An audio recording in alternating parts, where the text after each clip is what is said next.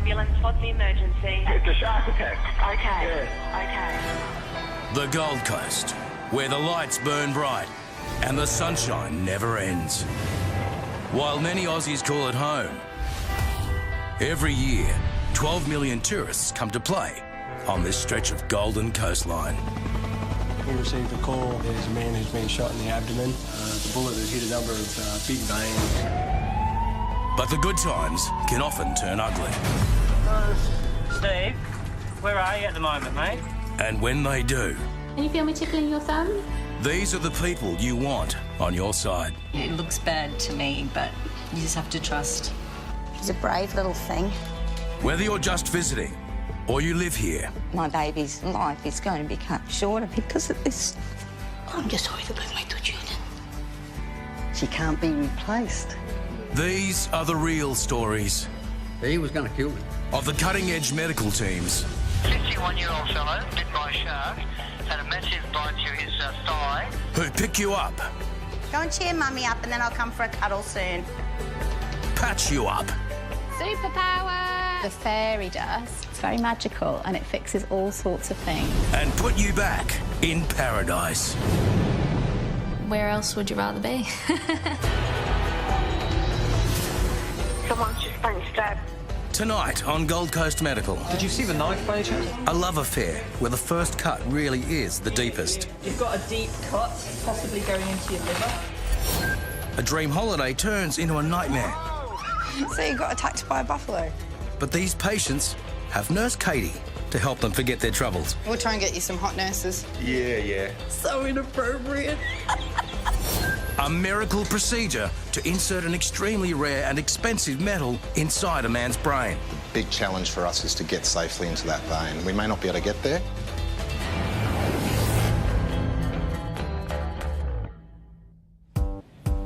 Everybody get up.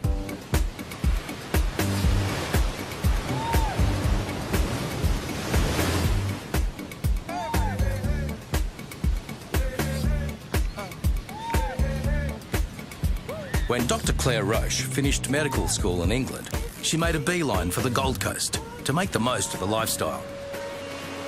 I've always had a little love affair with Australia ever since I was a little kid. I had pictures of Ayers Rock on my wall with lightning bolts behind it, and it was always like this fairyland which was unobtainable from somebody who lived so far away. I moved over here with a 20-kilo bag and slept on someone's sofa I never met before, so these are the journeys we have. Now Claire's journey has brought her to the hospital's emergency department, where she must deal with whoever comes through the door. On the Gold Coast, we see a lot of violence, and stabbing and gunshot wounds isn't something which is a surprise to come into the emergency department. I've probably seen at least 10 stabbings of varying degrees. Today, Claire will see number 11. What's the town or suburb of your emergency? Surfers Paradise. All right, tell me what's happened. Someone's just been stabbed. Is the knife still in him or not? No. And it's only the one stab wound? Yeah. And do you know the name of the person that did it to him? No. 50-year-old male extracted from a unit in surface.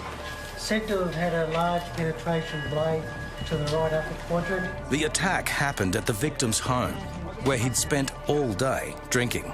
Did you see the knife by any chance? No, I didn't see the knife. He claims he was entertaining a lady friend who turned on him with a knife. Do you know how big the knife was? She was French. She was French. I think there's definitely probably some illicit substances on board there. What exactly he's taken, I'd say it's probably a little bit of cannabis, possibly something else. First, an ultrasound to make sure the bloke's windpipe is not filling with blood. In and out. Take a deep breath for me a second. I think we'll probably start with a chest X-ray, get a fast scan, and then CT. Yep. What we're going to do, we're going to do an X-ray of your chest, all right? Just need to make sure that your lungs are all inflated. Okay. If the knife punctured his lung, he will need emergency surgery. All right.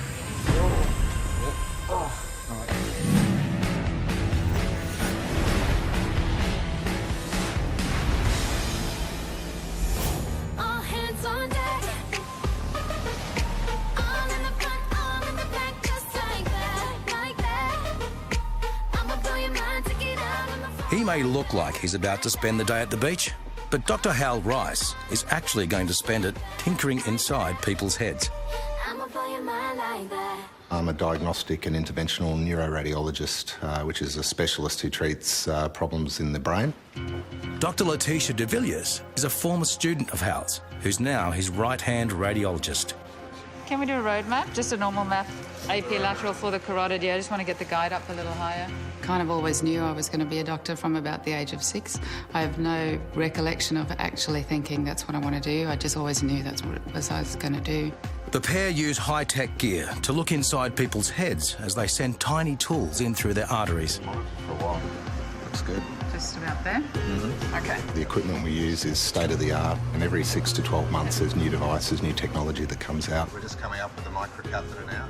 And I think at the end of the day, it's really benefiting patients who come in with what are life-threatening, very severe, debilitating illnesses, and we're able to make a major difference in their lives. And every day brings patients with critical problems, like 32-year-old financier Julian.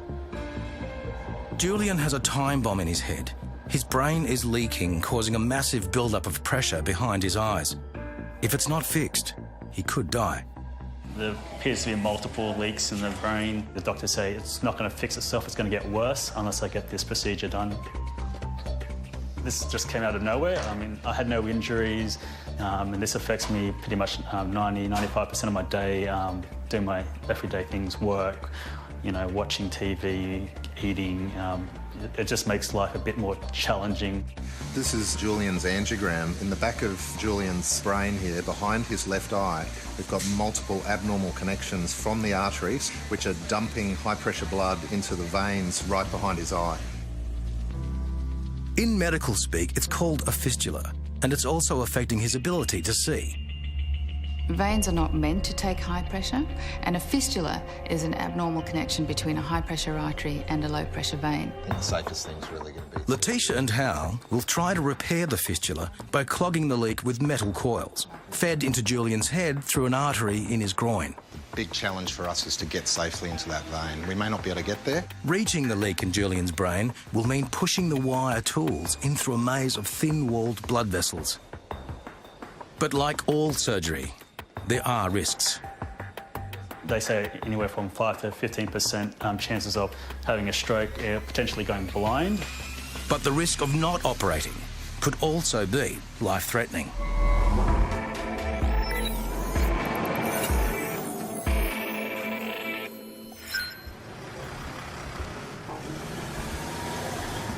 Paramedic Michael Kerr has been on the job for over 20 years, and he remains enthusiastic and passionate about his work.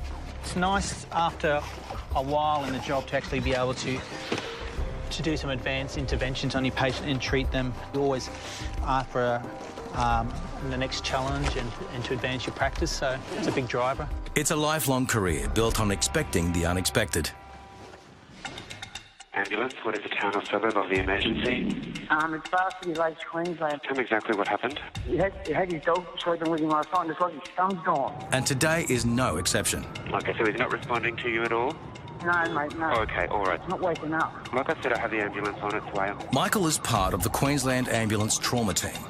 He's specially trained and equipped to do more than a regular paramedic. Probably just thinking about what's actually caused the patient to be unconscious in a 64-year-old male. Could be cardiac or could be neurological. Could be the two main things going through my head at the moment. Righto, here we are. Looks like they may already have the patient in the back of the ambulance there. He might not know exactly what scene he's about to walk into, but he does know the patient must be in a critical condition. Otherwise, he wouldn't have been called in for backup. Hey, guys. Hi, I'm Michael. Hey, Ricky, how are you? What's happened to him, man? Is it a trauma or...? Oh, we don't know, mate. There's not much information. We met this gentleman at last swim last night. Yep. We don't know how his hand got like that. Heart rate on. Let's get... Immediately, Michael can see the man is struggling to breathe, and something has caused a catastrophic injury to his hand.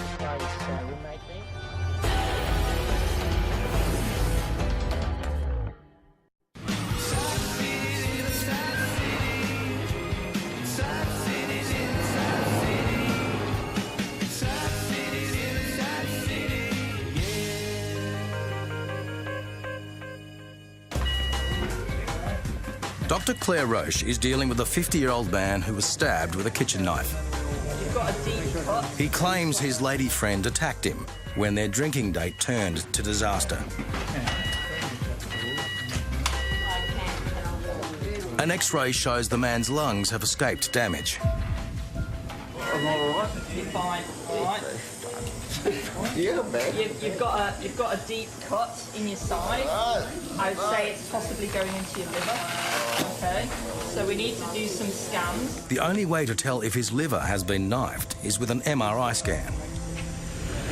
No, I know it's not an ideal situation.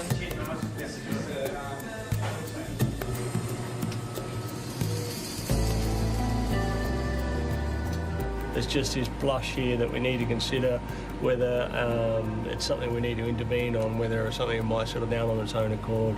Amazingly, the blade just scratched Andrew's liver without causing any serious damage. The surgeons had a thorough look at him and were happy that we can close up the wound. Now, Dr. Claire has the difficult task of stitching him up. Oi, keep that hand down. Keep it down for me, just a tick. Just don't want that wire coming over there, yeah? Otherwise, I'll sew your arm to your side. Oh, you were so nice when I first met you. So, yeah, it was a little bit difficult on a moving target. I must say that the staff here are absolutely fantastic, and I admire them more, and I think if I was a millionaire, I'd give them all $1 million. He retains a sense of humour. He seems a happy punter, so... All done. Not bad for a moving target. With his stab wound stitched up, Andrew will spend a night under observation. When we see stabbings or gunshot wounds, we're obliged to report that to the police, obviously for safety to the public. He didn't want to pursue this any further, and that usually means that it's a personal altercation. I did ask him, did he feel that this person was a threat to the rest of the public? He said no. Either or, I would still report it to the police, and the police will come and take some further details on that matter.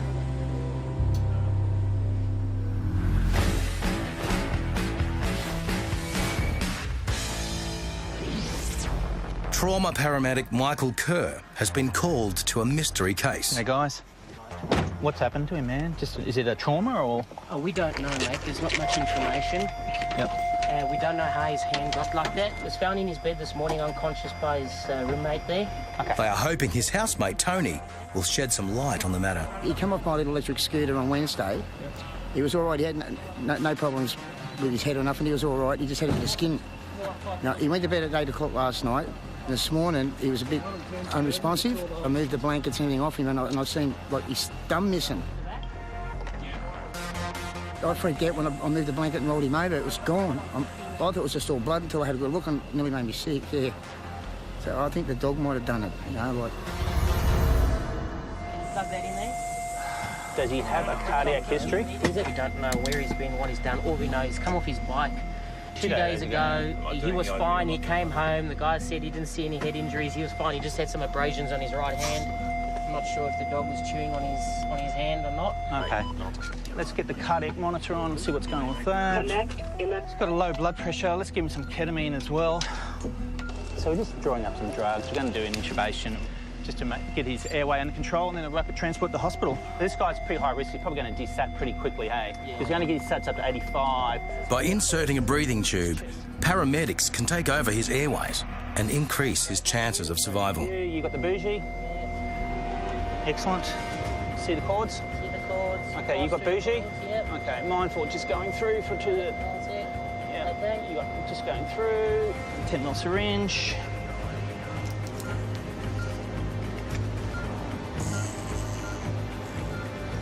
I'm happy.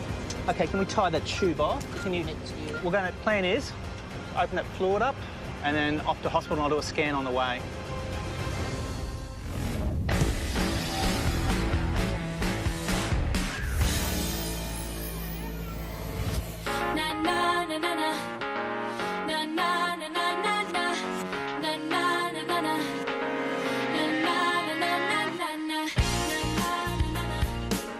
Neurointerventional radiologists Hal and Letitia have just started one of the most difficult and dangerous brain procedures they ever face. The risk of treatment is much less than the risk of doing nothing, and that's what keeps us going. 32-year-old Julian has a fistula deep in his head. It's a leaking artery that could be fatal. It's a nasty fistula here. It's really bad, actually. It's coming from everywhere. There are multiple little abnormal connections from lots of small little arteries that grow onto the side of the vein, and it can be very difficult to treat. But left untreated, the vein bundle could burst, leaving Julian with permanent brain damage. You can actually get access to the arteries in the brain from the main artery in your groin, which is the femoral artery, and using X-ray guidance, you can actually navigate along the inside of these arteries. At the moment, we're at the level of his chin, and we've got to navigate through one of the big veins in his face and then through the back of his orbit. Hal and Letitia are attempting to fill the bulging vein with coils of very thin platinum wire, which must be twisted, turned and pushed along their journey into the centre of Julian's head. Oh, no. But isn't that where you want to be? No, I think it is, but I don't want to lose position. I think it's where I want to be. I hope. Yeah, no, it's not in that chamber. Wow. It's a painstaking process. Long way there. Crazy. There is a risk that the wire could puncture the wall of a vein. If that happens, or the team can't reach the fistula, then open skull surgery is Julian's only option. And what we're going to do now is navigate through one of the veins into the back of his eye. I know about that. Easier said than done, huh? Yeah.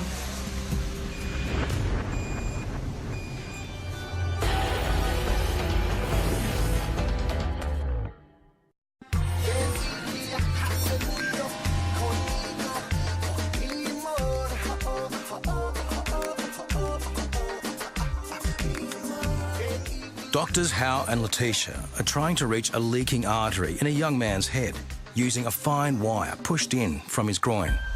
What we need to do is disconnect this high-pressure artery from the high-pressure vein so that then the vein can return to low pressure. It's taken nearly an hour of twisting to guide the wire into position. And it's in. Here we go. You're in. Fantastic. That's great. That's a big relief. So you can see how tortuous and twisty those veins are, but we're right where we need to be. Thank you. Now the doctors feed length after length of the platinum wire to fill the bulging vein and block it off from blood flow.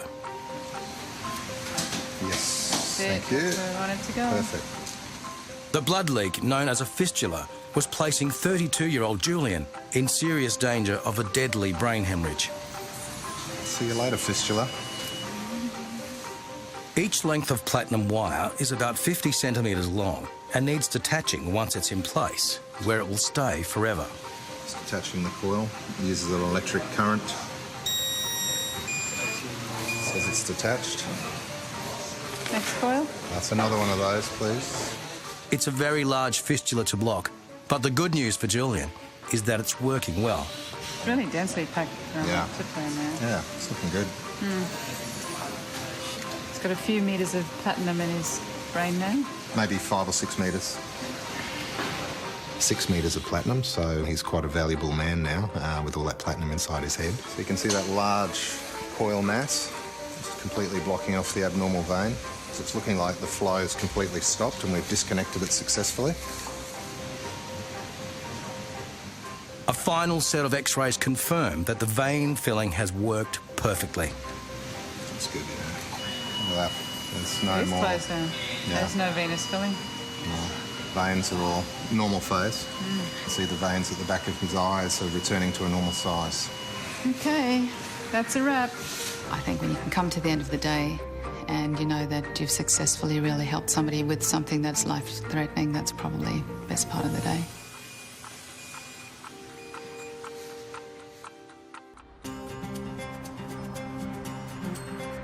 The morning after the procedure, the danger of a brain hemorrhage is past, and Julian's eye has gone from bulging back to normal. Almost. Yeah. Hey, you're looking great. You feeling all right? Yeah. Good to see you.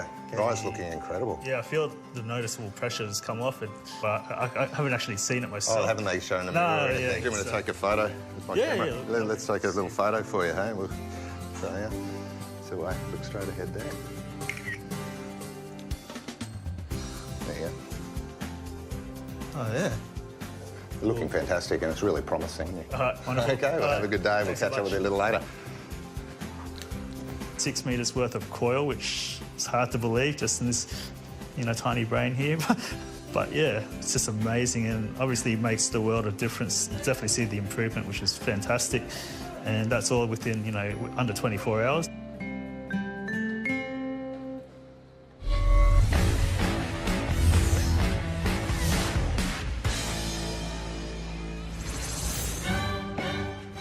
Long before she was a nurse in the minor injuries department, Katie was a chef. And she still uses her skills to cook up paleo food. Paleo is basically what I was brought up on, meat and 3 veg. I like to call it meat and 25 veg, though, and bring a bit of variety into it. It's really important to live a healthy life. However, if you don't, it does keep me in a job. Hello. Today, Katie and her friend Amanda are playing host to Katie's parents, who are visiting from Melbourne. Paleo chicken skewers. I've even hunted the chicken myself. Come on, let's rock and roll. Yeah. I never thought we'd have another nurse in the family. No. No. No. I tried to not do it for a long time. My mum was a nurse for 36 years, and she used to come home and tell me pretty awesome stories. I did ask her a few times about doing nursing. I thought it was a good career path, but she said she didn't want to come home from work looking like me after work, so I didn't think that was going to happen.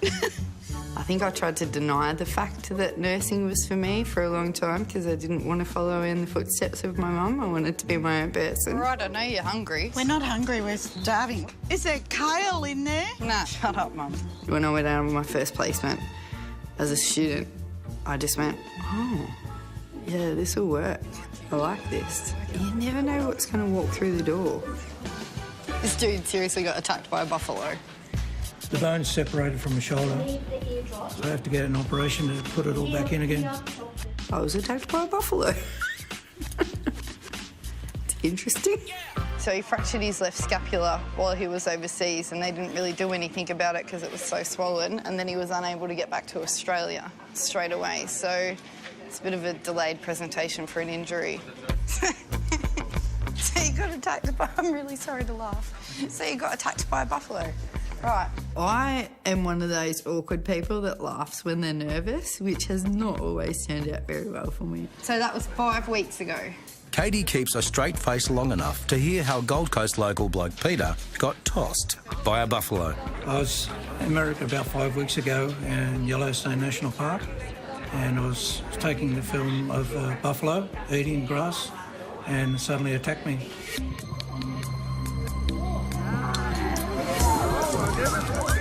There was all little kids there, and luckily it didn't attack them. I was glad it sort of attacked me and not them, because it would have killed them. It was a full-grown male buffalo, 1.5 ton.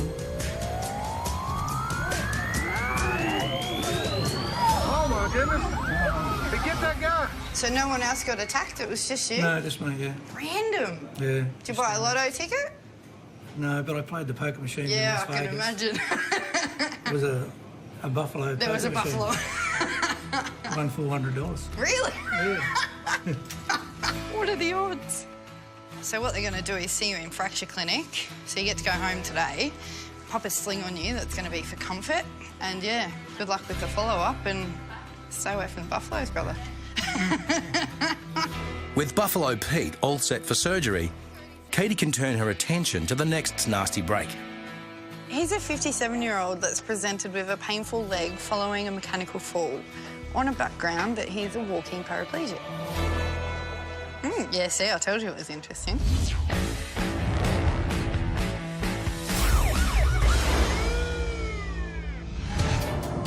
Trauma paramedic Michael Kerr is in the middle of a very unusual case. Found collapsed in bed on a background issue of 2 days ago, having fallen off a scooter. Went to bed well last night.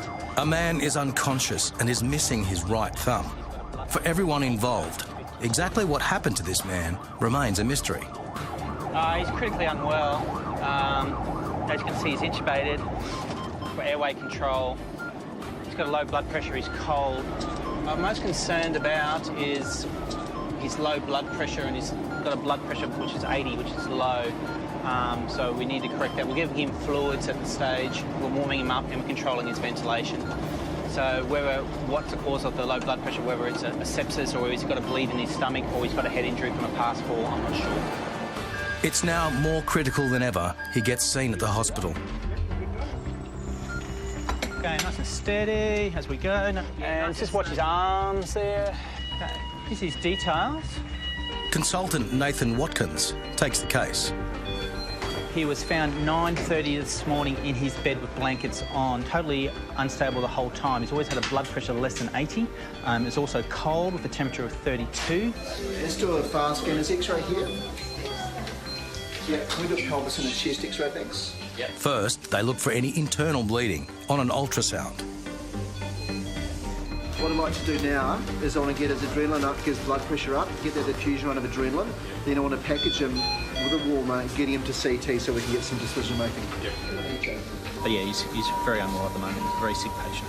The fact that he's completely unconscious, he's cold, and he's got a low blood pressure means it is a life-threatening condition at this stage, yeah. CT scans of his head will be the only way to know if there is any potentially fatal bleeding on his brain.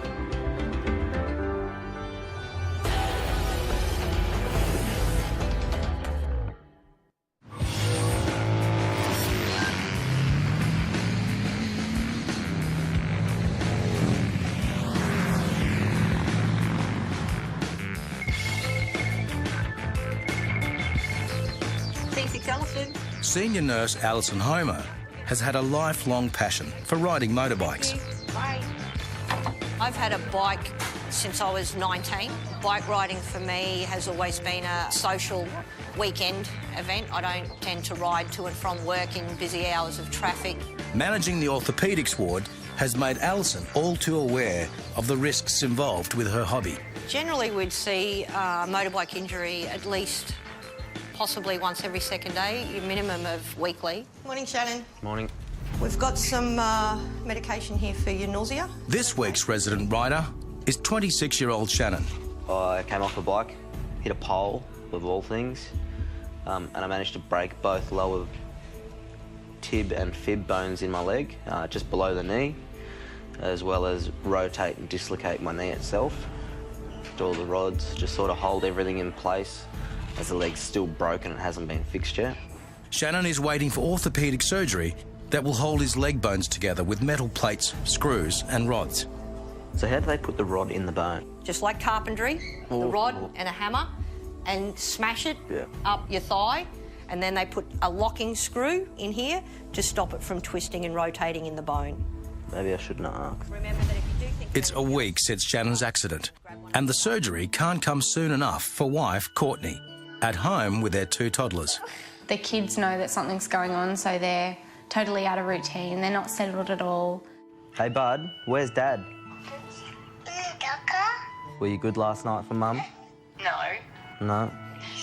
Shannon wasn't allowed to get a bike for 3 years. He wanted one, and I said, no, I don't like road bikes, not going to happen. I finally let him get one, and that lasted about 8 weeks. His mate rang me and he said, oh, Shannon's been in an accident. And I said, you're joking. It's been a week. Almost the longest time I've been away from my family, so... yeah, it's... hard. As the only breadwinner in the family, Shannon is hoping to get back to his job as a motor mechanic as soon as possible. As soon as I got to emergency and he was there, he was worried about money. As soon as he said, how are we going to work, how are we going to live? It's a predicament Nurse Alison understands very well. For Shannon, there's a loss of income, a loss of wage, a loss of confidence in the ability to provide for his family. Getting back to work, having that self-esteem has its impact on Shannon, and that can impact on the way that he heals. When will you hear about your surgery? She's going to find out about it. She's just going to keep asking them how they're travelling and let me know. Hopefully it's today or tomorrow. Nah, today would be ideal. Yeah, I know, but I don't want to get heartbroken. Yeah. I can't wait to get home. Just hope the surgery's today. So, it's been a long week.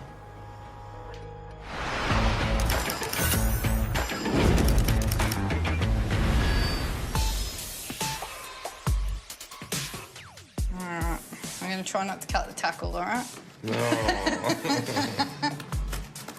In minor injuries, Nurse Katie is busy dealing with another unusual patient.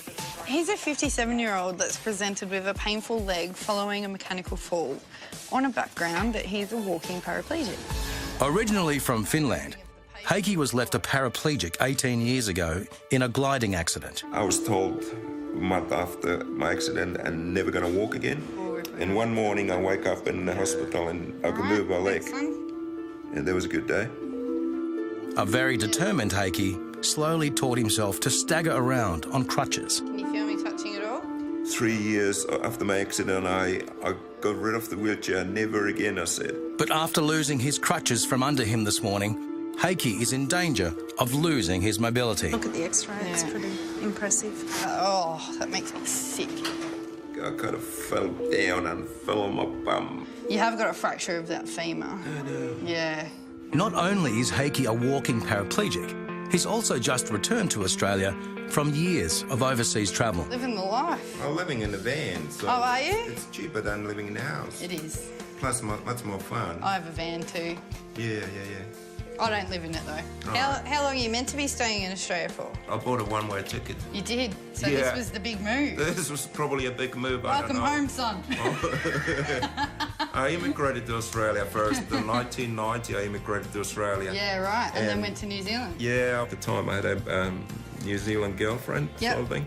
Right. But there was a bit of complications there where I don't want to get into. Right. And then I thought I There might always is when need there's to women involved. Yeah, I need to find another one, but I haven't been lucky in New Zealand, so I'm probably coming back. Come back to Australia and Yeah, see how you go. yeah. He had a fractured femur and he was cracking jokes about meeting ladies. Like, resilient man, without a doubt, that would have hurt. Some Aussie Sheilas. Yeah, Aussie Sheilas, that's it. Yeah. Heikki is staying positive, but because his crippled legs have not been load-bearing for so many years, his femur may be too brittle for plates and screws. It's one of those lucky paraplegics that's still able to mobilise quite well. So I would hate for him to be in a wheelchair for the rest of his life.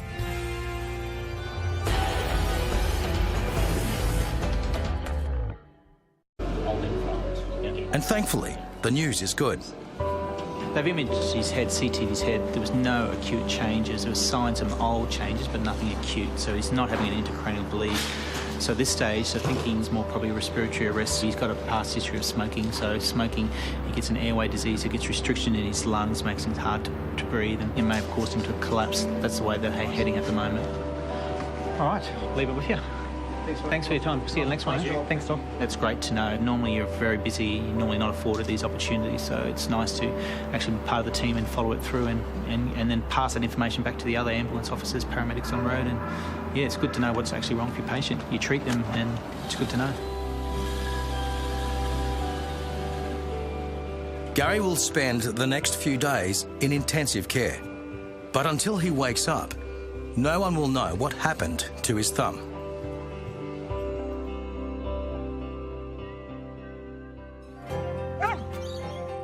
Sergeant, what's up? Right. Come over here, guys. Come here. And a week later, turns out Gary's housemate Tony was right. I think Sergeant might have eaten it, yeah, because it was never found and there wasn't much blood on the bed. There was only a couple of drops on the bed, like it was pretty well cleaned up and just as it happened, yeah. Gary's beloved Staffy, he's had for 15 years, was trying to wake him and bit off his thumb.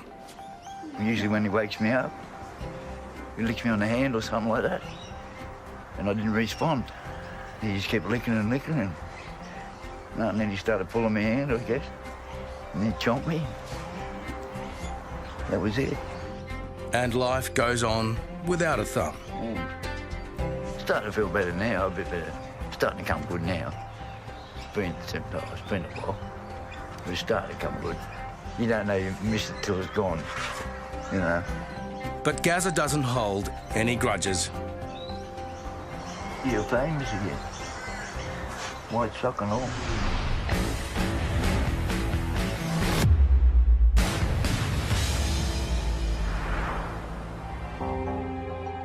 "26-year-old Shannon has had some good news. Shannon, yep, we'll get him ready for theatre now. He's been on a wait list for surgery on his smashed-up leg, and today is the day. Yeah, I feel good. I feel good just getting done today. Get home to the kids and the wife. The dislocation and break happened when Shannon came off his brand new motorbike. It was just unlucky, and the bike's living proof. The bike after the accident was ridden home with a broken indicator and 3 or 4 little scratches on the muffler. Once Shannon is asleep, orthopaedic surgeon Dr. Lachlan Brown gets to work removing the temporary frame. We're just taking off the frame now that was placed on Shannon a few days ago when he came in with a dislocated knee. Cutting through the skin now.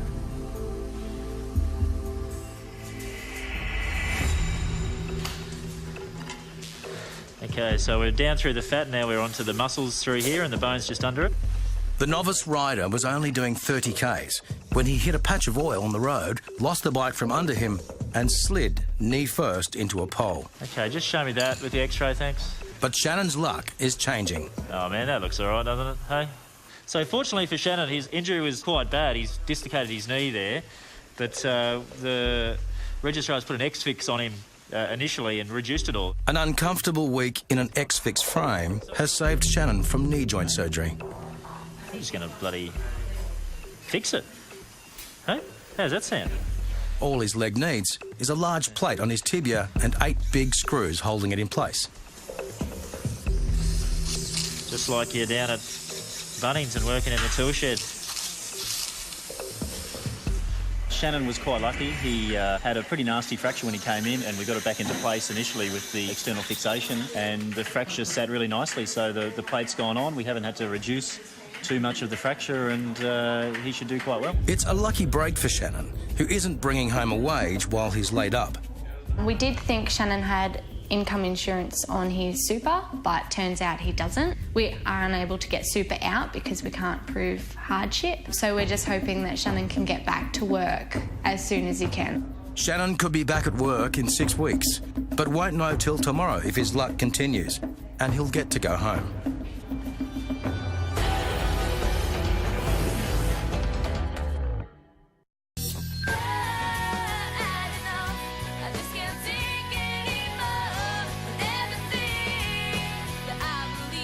A week ago, Shannon came off his motorbike and crashed knee first into a pole.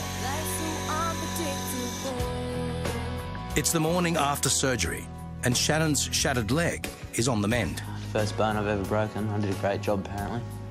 It's just a restricted mobility brace. Just stops me from moving more than 90 degrees for the first 6 weeks. And that's home. 8 days after crashing his motorbike, at just 30 kilometres per hour, he's ready to leave hospital. I cannot wait to be home. It's just going to be great. Courtney is here to collect her hubby. But there's something she needs to learn first. This is what the needle looks like. Shannon needs daily injections to prevent blood clots from forming in his leg as it's healing. Do you want to have a dry run onto him? Yeah, I just want to know, like, the pressure I have to do it, like how hard. Pretend it's like a kind of like a dart and you're following through. So you pinch the skin. Courtney happens to be a trainee nurse. And a good dart motion. She just hasn't got to the bit where they learn injections yet. Push down. Lovely. But now she has. Straight to the sharp spin. The leg should heal up nicely, but the next 6 weeks of recovery will be tough for this young family. Where's that one going to go? Look, the water. Waterfall. It's been emotionally hard seeing Shannon in so much pain. It's hard that he, you know, can't do anything. It's been really hard. With bills to pay and no money coming in, one slightly damaged motorbike and safety gear hits the market.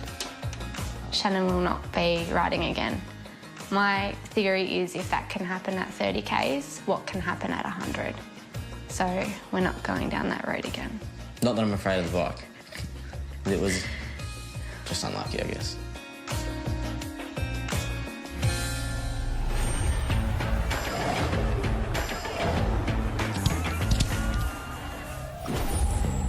Heikki, the walking paraplegic, broke his femur while visiting the Gold Coast looking for a girlfriend. Yeah, I need to find another one, but I haven't been lucky in New Zealand, so I'm probably coming back. Come back to Australia and Yeah, see how you go. yeah. And the Lonely Heart adventurer is taking every opportunity to find love with whoever comes by. I've been living in my van for 10 years now.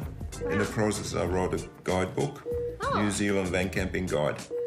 Keep an eye out for it. To make sure paraplegic Heikki can continue to live an independent life, Nurse Katie has arranged to have his leg surgically straightened first thing in the morning. All right, I'll head up with him very soon. So hopefully a comfortable night's sleep. Yeah, I should be right. You should be right. Yeah. We'll try and get you some hot nurses. Oh. Don't get me horny. So another satisfied customer for Katie. So inappropriate.